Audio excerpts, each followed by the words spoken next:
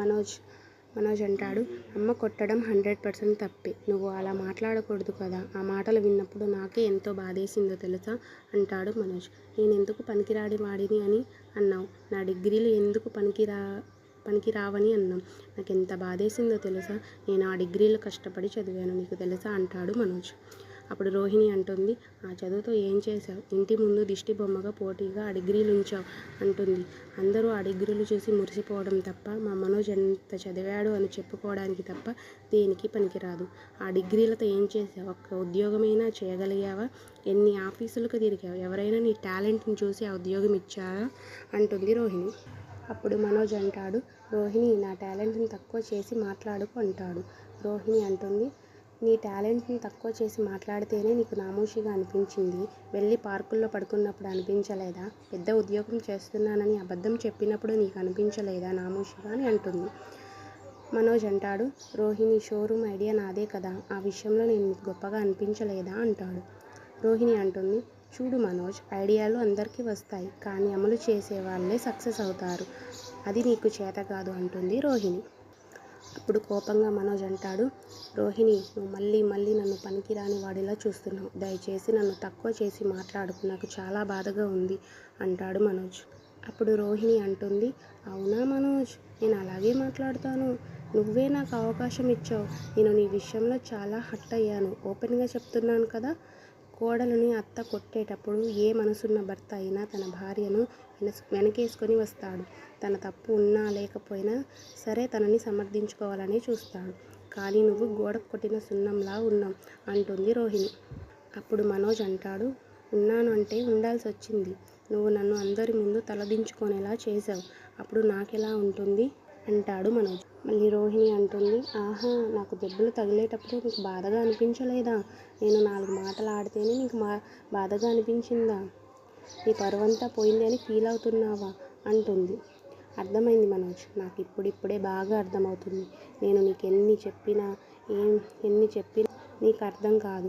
బాలు నిన్ను ఇంట్లో ఎంత అవమానించినా నేను నీకే సపోర్ట్ చేశాను కదా. ఎందుకంటే నేను నీ భార్యను. నువ్వు చేతకాడివి అయినా కాకపోయినా నేను సమర్థించడం నా బాధ్యత అంటుంది. శృతి వాళ్ళ అమ్మ సోఫా రిటర్న్ ఇచ్చేటప్పుడు కూడా నువ్వు అవమానపడకూడదనే నేను నా తాళిబొట్టు తాకట్టు పెట్టి మరీ నీకు డబ్బులు తెచ్చిచ్చాను. అప్పుడు కూడా నా మనసు ఏంటో నీకు అర్థం కాలేదు కదా. ఏ భార్య అయినా తన భర్త తగ్గకూడదని ఎంత త్యాగానికైనా సిద్ధపడుతుంది. మీ అమ్మ నన్ను కొడుతున్నా వద్దు అని వాదించలేకపోయావు. ఇప్పుడు కూడా సారీ చెప్తావని ఆశపడ్డాను, కానీ తప్పేమీ లేదు అని చెప్పడానికి వచ్చావు. ఇప్పుడు అర్థమైంది నువ్వు నన్ను ఎంతలా ప్రేమిస్తున్నావో. నేను కలలో కూడా ఊహించుకోలేనంత ప్రేమ దొరుకుతుంది. ఇంకా నేను ఉండలేను అంటుంది రోహిణి. అప్పుడు మనోజ్, రోహిణి ఎక్కడికి? ఆగు, తొందరపడకు, నేను చెప్పేది విను రోహిణి అంటాడు. అప్పుడు రోహిణి అంటుంది, వద్దు మనోజ్, నువ్వు చూపించే అపారమైన ప్రేమను చూసి నేను తట్టుకోలేకపోయాను. నాకంటూ ఎవరూ లేని చోట నేను ఎందుకు ఉండాలి? నన్ను ఎవరూ పట్టించుకోని మనుషుల మధ్య నేను ఎందుకు ఉండాలి? అయినా నువ్వేమన్నావు? ఎందుకు పనికిరాని వాడిని అని నేను అన్నానని నువ్వు హర్ట్ అయ్యావు. ఇప్పుడు చెప్తున్నా విను. నువ్వు చాలా తెలివైన వాడివి మనోజ్. తెలివైన వాడు ప్రపంచ మేధావి అని పెద్ద కటౌట్ పెట్టుకో. ఇప్పటి వరకు ఇంట్లో నేను ఉండడానికి నువ్వు చోటిచ్చినందుకు చాలా థ్యాంక్స్ అంటూ వెళ్ళిపోతుంది రోహిణి. అప్పుడు మనోజ్ అంటాడు, ఆగు రోహిణి, బతిమలాడుతూ ఉంటాడు. అయినా సరే రోహిణి వెళ్ళిపోతుంది. సత్యం వెళ్ళి, ప్రభావతి, నువ్వు చేసేది కరెక్ట్ కాదు అంటాడు. ఏంటండి, దుప్పట్లు మడత పెట్టడమా అంటుంది. అవునండి, 3 కోడలు ఉన్నా కానీ పనులన్నీ నేనే చేసుకోలేక తప్పడం లేదు అంటుంది ప్రభావతి. సత్యం అంటాడు, నేను ఏ విషయం గురించి మాట్లాడడానికి వచ్చానో నీకు బాగా అర్థమవుతుంది, నటించకు ప్రభా అంటాడు. అప్పుడు ప్రభావతి అంటుంది, ఏ విషయం గురించి మాట్లాడుతున్నారు? మన ఇంట్లో జరిగిన గొడవేంటో అప్పుడే మర్చిపోయావా? ఇంటికి పెద్ద కోడలు రోహిణి తన మీద అందరి ముందు కొట్టొచ్చా? ఇంట్లో అందరి ముందు నువ్వు తనతో అలా ప్రవర్తిస్తే తనకెంత చిన్నతనంగా ఉంటుందో ఒక్కసారైనా ఆలోచించావా అంటాడు సత్యం. ప్రభావతి అంటుంది, పెద్ద కోడలు అయినప్పుడు పెద్ద కోడల్లాగే ప్రవర్తించాలి, కానీ అదేం చేసింది? ఎన్ని అబద్ధాలు చెప్పింది.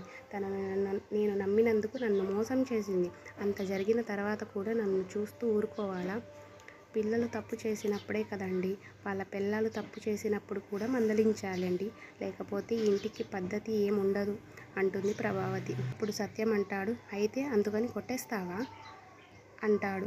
అప్పుడు ప్రభావతి అంటుంది, కోపాన్ని ఆపుకోలేకపోయానండి, మరి ఇప్పుడు ఏం చేయమంటారు? సత్యం అంటాడు, నువ్వు నమ్మినంత కాలం నెత్తిన పెట్టుకొని ఊరేగావు. నువ్వు తప్పు చేసింది అని తెలియగానే ఇంత దురుసుగా ప్రవర్తిస్తున్నావు. ఇన్నాళ్ళు తన మీద పెంచుకున్న ప్రేమ అభిమానాలు ఏమయ్యాయి? ఇన్నాళ్ళు కోడల్ని సమర్థించుకుంది నువ్వే, ఇప్పుడు శిక్షిస్తుంది నువ్వే అంటాడు సత్యం. ప్రభావతి అంటుంది, అవునండి, తెలిసి తప్పు చేస్తే అస్సలు ఒప్పుకోను అంటుంది. సత్యం అంటాడు, సరే అలాగే అనుకుందాం.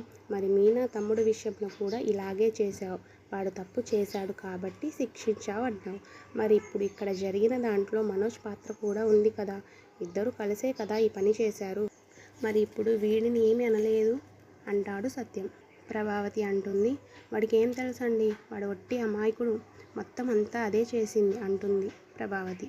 సత్యం అంటాడు, పెళ్ళప్పుడు 40 లక్షలు తీసుకోవడం కూడా ఆ అమాయకత్వంతోనేనా అంటాడు. ప్రభావతి అంటుంది, అవును, అప్పుడు వాడి గర్ల్ ఫ్రెండ్ వాడిని మాయమాటలు చేసి వాడిని అలా మాయ చేసింది. ఇప్పుడు ఈ రోహిణి తయారైంది. వీడి జీవితంలో వచ్చే ఆడవాళ్ళందరూ ఇలాగే తగలడుతున్నారు. ఏంటో వాడు ఎప్పుడు తెలుసుకుంటాడో ఏంటో అంటుంది. సత్యం అంటాడు, అంతేకాని వాడికి సొంతంగా ఆలోచించుకొని బుర్ర లేదు.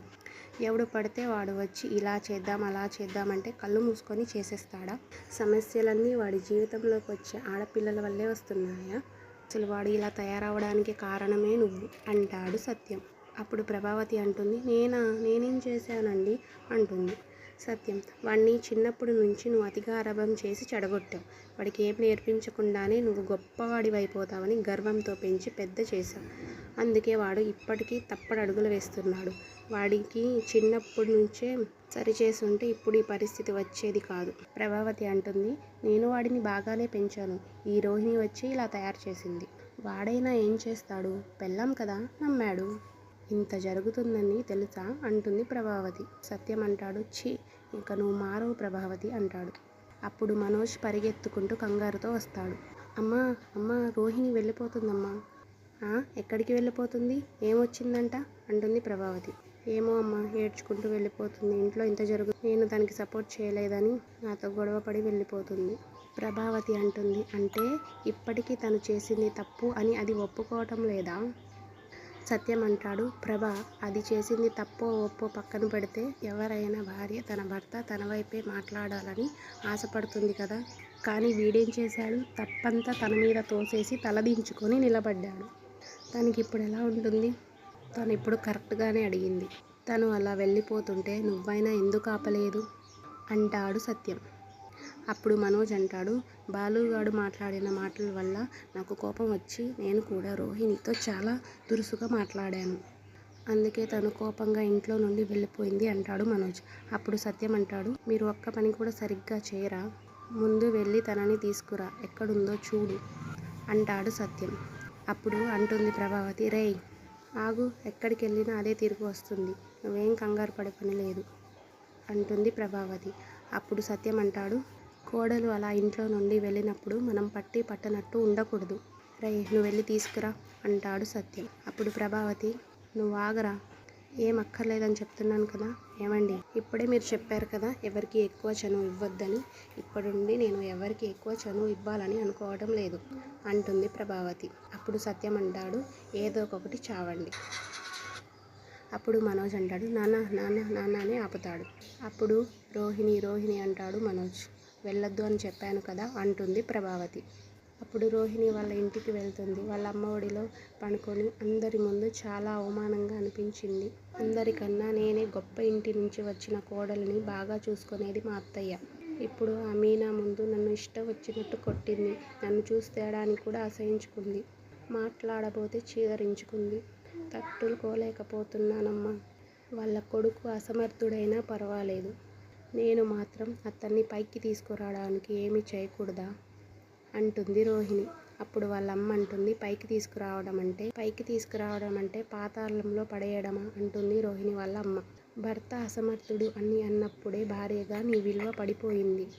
అంతమంది ముందు నీ భర్తని నువ్వు తక్కువ చేసి మాట్లాడటం తప్పే కదా అంటుంది రోహిణి వాళ్ళ అమ్మ. అప్పుడు రోహిణి అంటుంది, నేను ఓదార్పు కోసం వచ్చాను, ఇలా నీ దెప్పి పొడుపు మాటలు వినడం కోసం కాదు. క్షమించమ్మా. నీ స్నేహితురాలు విద్య దగ్గరికి వెళ్ళు, నువ్వెన్ని తప్పులు చేసినా క్షమిస్తూ సమర్థిస్తూ ఉంటుంది కాబట్టి అక్కడ నువ్వు కోరుకునే సానుభూతి దొరుకుతుంది. నీ తల్లి దగ్గర ఈ సానుభూతి దొరకదు. నీ జీవితానికి, నీ కాపురానికి, నీ భవిష్యత్తుకి పనికొచ్చే 4 ముక్కలు చెప్పగలనేమో కానీ నీ దుఃఖాన్ని మాత్రం పంచుకొని ఓదార్చలేను అంటుంది రోహిణి వాళ్ళ అమ్మ. అప్పుడు రోహిణి అంటుంది, కన్న తల్లివి నువ్వే అలా అంటావేంటమ్మా అంటుంది. రోహిణి వాళ్ళ అమ్మ అంటుంది, ఏనాడైనా నువ్వు నీ కన్న కొడుకుని దగ్గర తీసుకొని ఓదార్చావా? నీ భర్త నువ్వు చెప్పినట్టే చేశాడు, ఎందుకంటే నీ మీద నమ్మకం. కానీ నువ్వు అతని కుటుంబానికి ద్రోహం చేయమన్నావు. అందరికీ చెందాల్సిన మీ మామగారి డబ్బు మీరు మాత్రమే అనుభవించాలనుకున్నారు. కర్మ తిరిగి తిరిగి దానికి ఎక్కడ చోటు దొరికినట్టుగా మళ్ళీ నీ దగ్గరికే వచ్చి తగులుతుంది అంటుంది రోహిణి వాళ్ళ అమ్మ. ఇప్పుడు రోహిణి అంటుంది, అందరి ముందు వాడు ఎన్నో తప్పులు చేశారు, వాడిని మర్చిపోయారా అంటుంది రోహిణి. అప్పుడు రోహిణి వాళ్ళ అమ్మ అంటుంది, నీకొక విషయం తెలుసా అమ్మ? పిల్లలు తప్పు చేస్తే కడుపులో పెట్టుకునే తల్లిదండ్రులు ఉంటారు, కానీ కోడళ్ళు తప్పు చేస్తే కడుపులో పెట్టుకునే అత్తమామలు ఉండరమ్మా. 100 తప్పులు నీ వైపే ఉన్నాయి. ఎన్నో అబద్ధాలు చెప్పి నువ్వు ఆ ఇంట్లో కోడలుగా అడుగు పెట్టావు. ఒక్క అబద్ధం బయట పెట్టినందుకే నిన్ను నీ భర్తను వేరు చేసింది మీ అత్త. మిగతా తప్పులన్నీ బయట పెడితే నీ గతి ఏమవుతుందో ఆలోచించుకో అంటుంది రోహిణి వాళ్ళ అమ్మ. అప్పుడు రోహిణి అంటుంది, చిన్నప్పుడే పెళ్లి చేసి నా గొంతు కోసినప్పుడే నాకు ఇప్పుడు ఇన్ని అబద్ధాలు చెప్పే అవసరం ఉండకపోవచ్చు అంటుంది రోహిణి. అప్పుడు రోహిణి వాళ్ళ అమ్మ అంటుంది, నేను ఒక్క తప్పే చేశాను, కానీ నువ్వు ఎన్ని తప్పులు చేశావో నీకే తెలీదు అంటుంది రోహిణి వాళ్ళ అమ్మ. ముందే నువ్వు ఒక బిడ్డకి తల్లి అని చెప్పుంటే నచ్చితే చేసుకునేవాడు, లేకపోతే లేదు. కానీ నువ్వు ఎన్ని అబద్ధాలు చెప్పావు. లోకంలో బిడ్డ తల్లికి మళ్ళీ పెళ్లి జరగటం లేదా? భర్త చనిపోయిన ఆడవాళ్ళు పెళ్లి చేసుకోవటం లేదా? అలాగే నీకు పెళ్ళై ఉండేది అంటుంది రోహిణి వాళ్ళ అమ్మ. అప్పుడు రోహిణి అంటుంది, సరే ఇప్పుడు నేనేం చేయాలి అంటుంది రోహిణి. అప్పుడు వాళ్ళమ్మ అంటుంది, తెలీదు. రోహిణి అంటుంది, తెలీదంటే? ఇటువంటి నేరం నేను ఎప్పుడూ చేయలేదు కాబట్టి ఏం చేస్తే క్షమిస్తారో నేనెలా చెప్పగలను? ఎన్నో నిజాల్ని దాచావు, ఈ అవమానాన్ని కూడా దాచుకో. నీ ఇంటికి నువ్వు వెళ్ళు. నీ భర్తని తక్కువ చేసి మాట్లాడినందుకు క్షమాపణ చెప్పు. తప్పు చేసినందుకు మీ అత్తయ్యని క్షమించమని అడుగు. నీ మిగతా అబద్ధాలు బయటపడినప్పుడు ఏ దేవుడు నిన్ను కాపాడులేడు, కానీ ఇది కేవలం డబ్బుకు సంబంధించిన విషయం కాబట్టి నిదానంగా వాళ్ళే క్షమిస్తారు. ధైర్యంగా నీ ఇంటికి నువ్వు వెళ్ళు అంటుంది రోహిణి వాళ్ళమ్మ. అప్పుడు రోహిణి అంటుంది, అమ్మా నాకు నిప్పుల మీద ఉన్నట్టుందే అంటుంది రోహిణి. అప్పుడు వాళ్ళమ్మ అంటుంది, వాళ్ళేమి నిన్ను అగ్ని ప్రవేశం చేయమని చెప్పటం లేదు కదా, అయినా నీకు ఇది అగ్ని పరీక్ష లాంటిదే. తట్టుకొని నిలబడితేనే కాపురం, కాదు అని పుట్టింటికి వస్తే ఒంటరితనం. ఏది కావాలో నీకే వదిలేస్తున్నాను అంటుంది రోహిణి వాళ్ళమ్మ. అప్పుడు అంటుంది రోహిణి, లేదు, నాకు నా భర్త కావాలి, నాకు నా అత్తారిల్లు కావాలి, నేను ఇక్కడ ఉండి నీకు భారం కాలేను అంటుంది రోహిణి. అప్పుడు రోహిణి వాళ్ళ అమ్మ అంటుంది, ఏదైనా సరే అత్తారింట్లో పోగొట్టిన స్థానం ఏ కోడలికి తమ పుట్టింట్లో దొరకదు అంటుంది రోహిణి వాళ్ళ అమ్మ. అప్పుడు రోహిణి ఆలోచించుకుంటూ ఉంటుంది. అప్పుడు శృతి కూర్చొని ఫోన్ చూసుకుంటూ నవ్వుకుంటూ ఉంటుంది. అప్పుడు మీనా వచ్చి, ఏమైంది శృతి, నీలో నువ్వే నవ్వుకుంటున్నావు అంటుంది. అప్పుడు శృతి అంటుంది, నువ్వు వీడియో చూస్తే కింద పడి దొర్లుకుంటూ నవ్వుతావు అంటే అంత కామెడీగా ఉందా అని మీనా అంటుంది. అవును మీనా, చాలా కామెడీగా ఉంది, వీడియో చూడు అంటుంది శృతి. అవును శృతి అని మీనా శృతి కలిసి నవ్వుకుంటూ ఉంటారు. అప్పుడు మనోజ్ గేటు వంక అలా చూస్తూ ఉంటాడు. అప్పుడే ప్రభావతి వచ్చి, ఏంట్రా ఏమైంది అని అంటుంది. టైం 12 అవుతుందమ్మా అంటాడు మనోజ్. అప్పుడు ప్రభావతి అంటుంది, కాసేపు అయితే 1 కూడా అవుతుంది, అయితే ఇప్పుడు ఏంటి అంటుంది ప్రభావతి. అప్పుడు మనోజ్ అంటాడు, అది తను ఇంకా ఇంటికి రాలేదమ్మా అంటాడు. అప్పుడు శృతి మీనా చాలా నవ్వుకుంటూ ఉంటారు వీడియో చూసి. అప్పుడు ప్రభావతి అంటుంది, తనెవర్రా అంటుంది. అప్పుడు మనోజ్ అంటారు, నా భార్య అమ్మ, రోహిణి అమ్మ. రాకపోతే ఇప్పుడు కొంపలు ఏమైనా మునిగిపోతాయా, తనే వస్తుందిలే అంటుంది ప్రభావతి. మనోజ్ అంటాడు, పోనీ నేను ఒకసారి ఫోన్ చేయనమ్మా అని అంటాడు. ప్రభావతి వద్దు అని అంటుంది. మనోజ్ అంటాడు, అదేంటమ్మా అలా అంటావు, ఎంతైనా తన నా భార్య, పైగా నువ్వు కొట్టావన్న కోపంతో వెళ్ళిపోయింది, అందుకే కాస్త కంగారుగా ఉంది అని అంటాడు మనోజ్. అప్పుడు ప్రభావతి అంటుంది, అంత కంగారు పడాల్సిన పని లేదు, పెళ్ళం కనిపించకపోయేసరికి ప్రేమ పొంగుతుందా, గలగలా పారిపోతుందా, జలజలా రాలిపోతుందా అని వెటకారంగా అంటుంది ప్రభావతి. నీకున్న దాంట్లో భయం బాధ్యత ఏమైనా నీ పెళ్ళానికి ఉండుంటే ఇంట్లో నుండి అలా వెళ్ళిపోయేది కాదు కదా. అయినా చెప్పా పెట్టకుండా వెళ్ళిపోయిన దాని గురించి నువ్వెందుకురా అంతగా టెన్షన్ పడుతున్నావు? భర్త అయినా నిన్ను కూడా లెక్క చేయకుండా వెళ్ళిపోయి నీ విలువ తగ్గించింది చాలదా? అంటుంది ప్రభావతి. ఇప్పుడు పూర్తిగా నీ విలువ నువ్వే తగ్గించుకొని ఫోన్ చేయటం అవసరమా? రావాలనుకుంటే ఫోన్ చేయకుండానే వస్తుంది. రాకూడదు అనుకుంటే నువ్వు ఫోన్ చేయకుండానే వస్తుంది. అంత పౌరుషంతో వెళ్ళిపోయింది కదా, తనే వస్తుంది. నువ్వేం కంగారు పడకు. ఒకవైపు మీనా, శృతి ఫోన్లో వీడియో చూసి నవ్వుకుంటూ ఉంటారు. అప్పుడు ప్రభావతికి, మనోజ్కి కోపం వచ్చి వాళ్ళిద్దరి దగ్గరికి వెళ్తారు. అప్పుడు మీనా అంటుంది, ఏంటత్తయ్య అలా చూస్తున్నారు అని అంటుంది మీనా. అప్పుడు ప్రభావతి అంటుంది, ఏంటి ఆ నవ్వటం, హిహిహి అనుకుంటా. అప్పుడు శృతి అంటుంది, నవ్వొస్తే ఏడవలేం కదా ఆంటీ అని అంటుంది శృతి.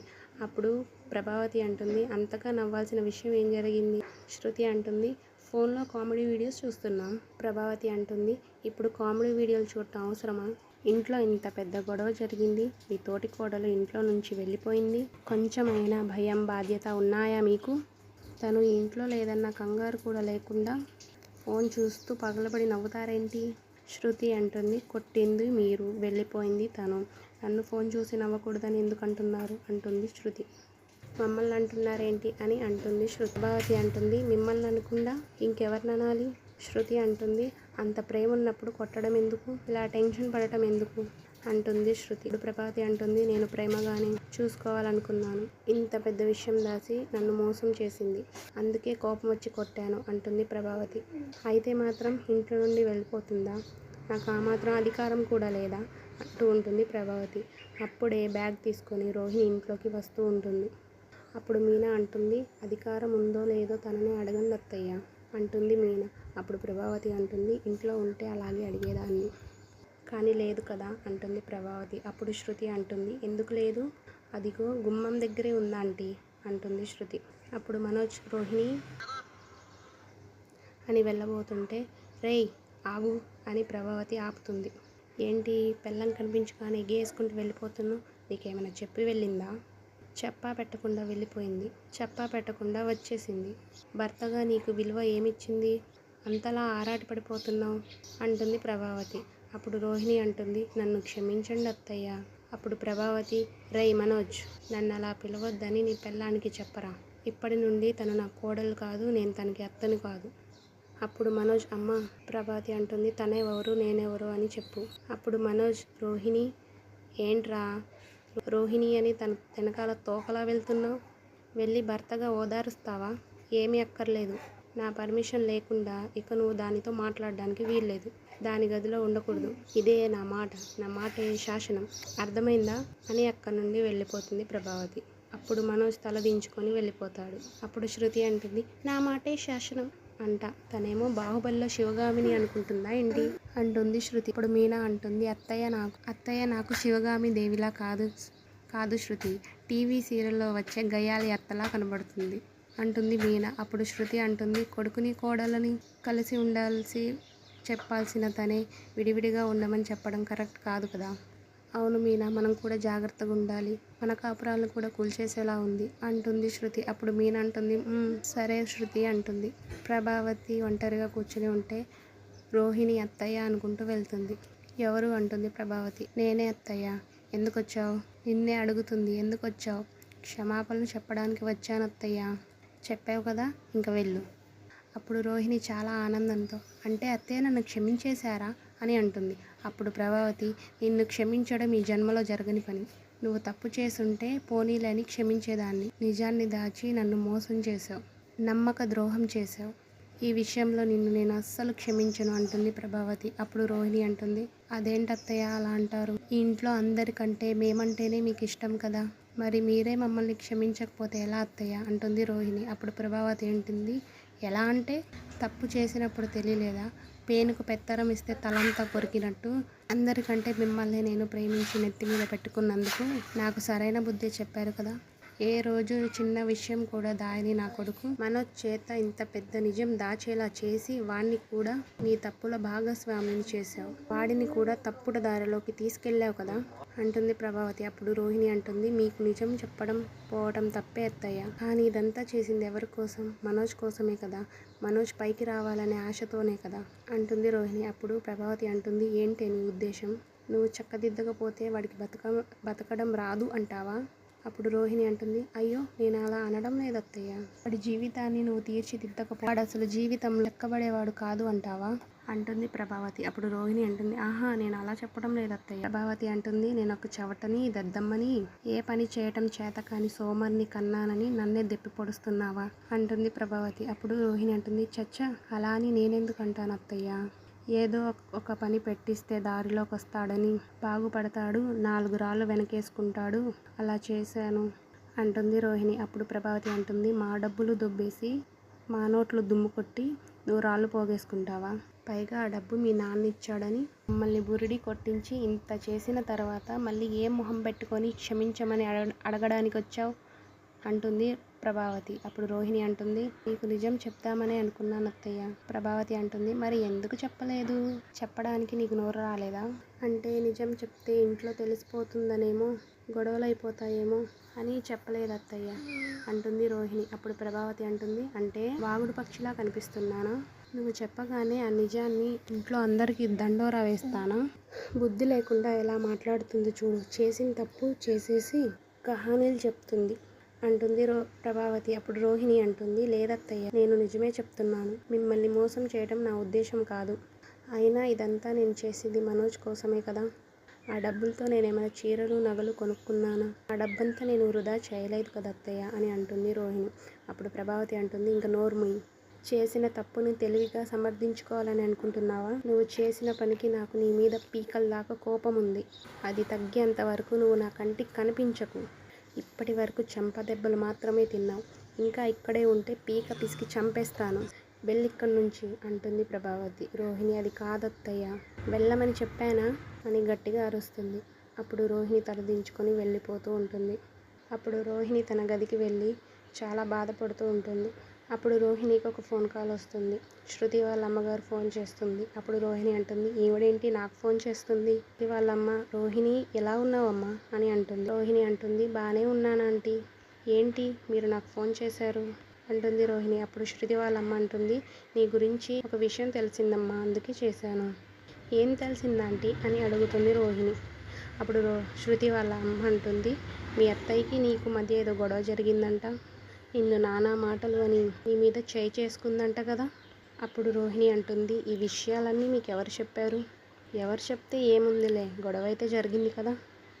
గొడవలు అన్నాక జరగకుండా ఉంటాయా? ఇంట్లో వాళ్ళకి విషయాలు తెలియకుండానే ఉంటాయా? ఏదో ఫ్రాడ్ చేసి మీ అత్తయ్యని మోసం చేసావంట కదా అని ఇద్దరు మాట్లాడుకుంటూ ఉంటారు. అప్పుడు రోహిణి చాలా కోపంగా, ఇంకా ఆపుతారా అని గట్టిగా అరుస్తుంది. అయినా అవన్నీ మీకెందుకు? మీ ఇంట్లో సమస్యలే లేవా, గొడవలే జరగవా అంటుంది రోహిణి. అది కాదమ్మా అంటుంది శృతి వాళ్ళమ్మ. ఇంకేం మాట్లాడకండి. మా ఇంటి విషయాల్లో మీ జోక్యం ఏంటి? మా సమస్యలు మేము పరిష్కరించుకోగలం. మా గొడవలు మీకు అనవసరం. ఈ విషయాల్లో ఇంకొకసారి ఫోన్ చేశారంటే బాగోదు చెప్తున్నాను అంటుంది రోహిణి. అది కాదమ్మా, వయసులో పెద్దదాన్ని, ఏదో మంచి చెడు చెప్దామని ఫోన్ చేశాను అంటుంది. అప్పుడు రోహిణి అంటుంది, సంతోషం. కావాలంటే ఆ హితబోధ లేదు మీ కూతురికి చెప్పుకోండి అని కోపంగా ఫోన్ కట్ చేస్తుంది రోహిణి. ఆ తర్వాత కంగారుగా రోహిణి వాళ్ళమ్మ రోహిణికి ఫోన్ చేస్తూ ఉంటుంది. రోహిణి శృతి వాళ్ళమ్మ అనుకొని ఎన్నిసార్లు చెప్పాలి, ఒకసారి చెప్తే అర్థం కాదని గట్టిగా అరుస్తుంది. ఇప్పుడే కదా మళ్ళీ ఫోన్ చేయొద్దని చెప్పాను, అప్పుడే ఫోన్ చేశారేంటి అని అరుస్తుంది. అప్పుడు రోహిణి వాళ్ళమ్మ, ఏంటి రోహిణి ఎందుకు అలా అరుస్తున్నావు అని అంటుంది. అప్పుడు రోహిణి, అమ్మా నువ్వా? అవునమ్మా నేనే. ఏంటే అంత కోపంగా మాట్లాడుతున్నావు? ఏమైంది అసలు? నన్ను ఎవరు అనుకుని మాట్లాడుతున్నావు నువ్వు అంటుంది రోహిణి వాళ్ళమ్మ. అప్పుడు రోహిణి అంటుంది, ఏం లేదులే అమ్మా, ఆ శృతి వాళ్ళమ్మ ఫోన్ చేసి గొడవ చేసింది, కాస్త చిరాకు వచ్చింది. ఏంటి ఫోన్ చేశావు అంటుంది రోహిణి. ఏం లేదమ్మా, అక్కడ పరిస్థితి ఎలా ఉందో కనుక్కుందామని ఫోన్ చేశాను. ఎలా ఉంటుంది? ఎక్కడ వేసిన గొంగలి అక్కడే ఉంది. మీ అత్తయ్యకి క్షమాపణ చెప్పలేదా? చెప్తే మాత్రం ఉపయోగం ఏముంటుంది? ఆవిడ నన్ను క్షమించాలి కదా, ఇంకా క్షమించలేదా అంటుంది రోహిణి వాళ్ళమ్మ. క్షమించేలా కనబడటం లేదు కూడా.